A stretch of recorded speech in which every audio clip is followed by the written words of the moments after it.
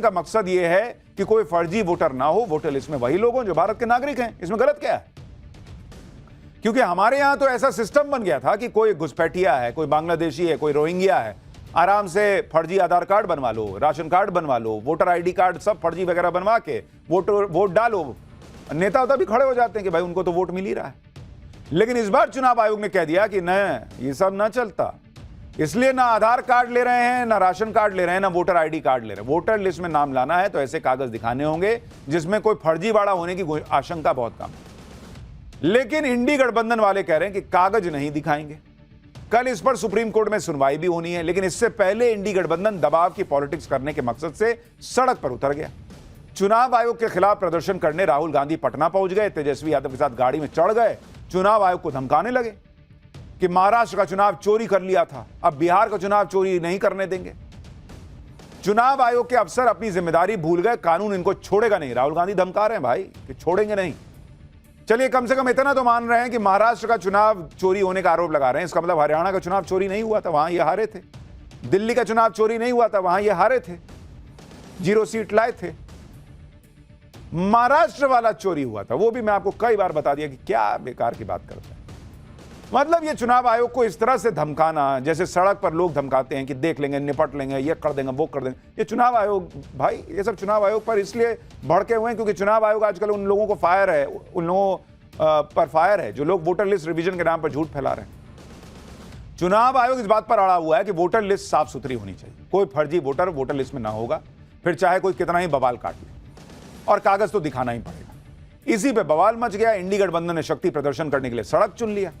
आज आपको दिखाऊंगा कि बिहार में क्या हुआ, बंद के दौरान क्या हुआ, पप्पू यादव कन्हैया कुमार को किसने धकिया दिया, राहुल गांधी और तेजस्वी की गाड़ी में पप्पू यादव और कन्हैया कुमार को क्यों नहीं चढ़ने दिया गया।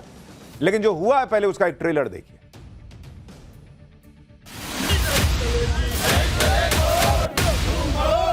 जैसे महाराष्ट्र का चुनाव चोरी किया गया था, वैसे ही बिहार का चुनाव चोरी करने की कोशिश की जा रही है।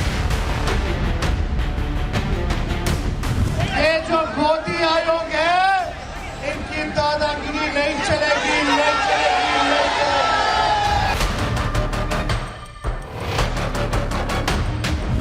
भारत के संविधान और भारत के कानून के मुताबिक वोटर वही हो सकता है जो भारत का नागरिक हो। बिहार की समस्या से उनको कोई लेना देना नहीं, बिहार के विकास के लिए कोई योगदान नहीं। ये लोग पिकनिक मनाने वाले नेता लोग हैं। कौन बिहार बंद से कोई पूछने वाला नहीं। यहाँ देखिए कितना हजार आदमी आया हुआ है। अब आप देख लीजिए कि जनता किसका बात सुन रही है।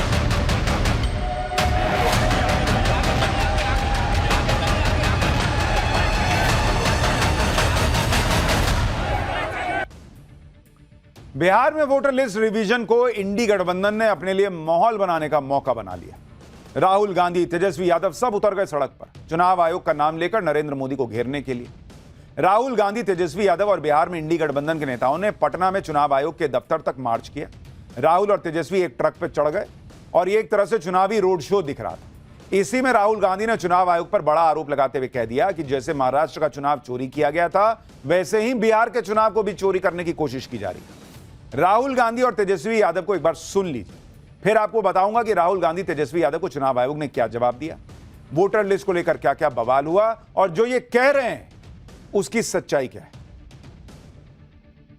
कि महाराष्ट्र का चुनाव चोरी किया गया था और जैसे महाराष्ट्र का चुनाव चोरी किया गया था, वैसे ही बिहार का चुनाव चोरी करने की कोशिश की जा रही है। देखिए, उन्हें पता लग गया कि हमने महाराष्ट्र मॉडल समझ लिया है, इसीलिए वो हम नया बिहार मॉडल लाए हैं। और मैं आपको साफ बताना चाहता हूं कि ये गरीबों का वोट छीनने का तरीका है। ये भाजपा की, नीतीश जी की, ये जो मोदी आयोग है, इनकी दादागिरी नहीं चलेगी, नहीं चलेगी, नहीं चलेगी। लोकतंत्र की जननी बिहार है और उसी लोकतंत्र की जननी से ये लोकतंत्र को खत्म करना चाहते हैं। ये हम बिहार के लोग हरगिज नहीं होने देंगे, नहीं होने देंगे। अब क्रांति केवल नाम में नहीं होगा, अब क्रांति नतीजों में भी होगा, नतीजों में भी होगा। तो सड़क पर दो नेता उतर गए जैसे यूपी में उतरे थे और वहां पर उन्होंने क्रांति की बातें शुरू कर दी। पहले क्रांति करने से पहले यह तो बताइए कि आज तक तो कहते थे कि ईवीएम हैक हो जाता है, बटन दबाइए आरजेडी का, बटन दबाइए फलाने का, ढिमकाने का और वोट बीजेपी को जाता है, यही ना आरोप लगाते थे। तो जो ईवीएम हैक कर लेता है वो वोटर लिस्ट क्यों हैक करेगा भाई? लेकिन चूंकि कोई हैकाथॉन में गए नहीं, कभी साबित कर पाए नहीं कि ईवीएम हैक होता है, तो अब ये नया जहर लाए कि ना वोटर लिस्ट में गड़बड़ी से जीतते हैं। राहुल गांधी और तेजस्वी यादव ने माहौल तो खूब बनाया, लेकिन माहौल बनाने की जगह उनका मजाक उड़ गया, क्योंकि पप्पू यादव और कन्हैया कुमार जैसे नेताओं को धक्के खाने पड़ गए। कन्हैया कुमार और पूर्णिया से निर्दलीय सांसद पप्पू यादव को उस गाड़ी में चढ़ने ही नहीं दिया गया जिस गाड़ी में राहुल गांधी और तेजस्वी यादव सवार थे। आप देखिए क्या हालत हो गई कन्हैया कुमार की। पूरी जिंदगी कांग्रेस को कोसे, लेफ्ट की राजनीति किया, बाद में गए कांग्रेस के पास। अब बताइए, उस सिक्योरिटी वाला चढ़ने ही नहीं दिया, उतार दिया गया, उतरी। कन्हैया कुमार ने गाड़ी में चढ़ने की कोशिश की लेकिन सिक्योरिटी वालों ने मना कर दिया। यह तो बेइज्जती हुई है कन्हैया कुमार की। बताइए, जो आदमी कन्हैया कुमार से पूछिएगा कि आम उस पेड़ पे खट्टा क्यों निकला, तो ये अमित शाह और अमित शाह के लड़के से नीचे से बयान ही नहीं देते हैं। या अमित शाह से और अमित शाह के लड़के से पूछिए कि आम मीठा क्यों नहीं। कहते हैं कि देश में तानाशाही है। उस आदमी की यह हैसियत है उनकी खुद की पार्टी में कि राहुल गांधी के गाड़ी में चढ़ने नहीं दिया इनको। बताइए, ये अकेले थोड़े ही हैं, पप्पू यादव की भी ऐसे ही बेइज्जती हुई। पप्पू यादव भी गए कि ना हम चढ़ जाते हैं, उनको भी जगह नहीं मिली। बताइए, उनको तो धकिया के नीचे कर दिया।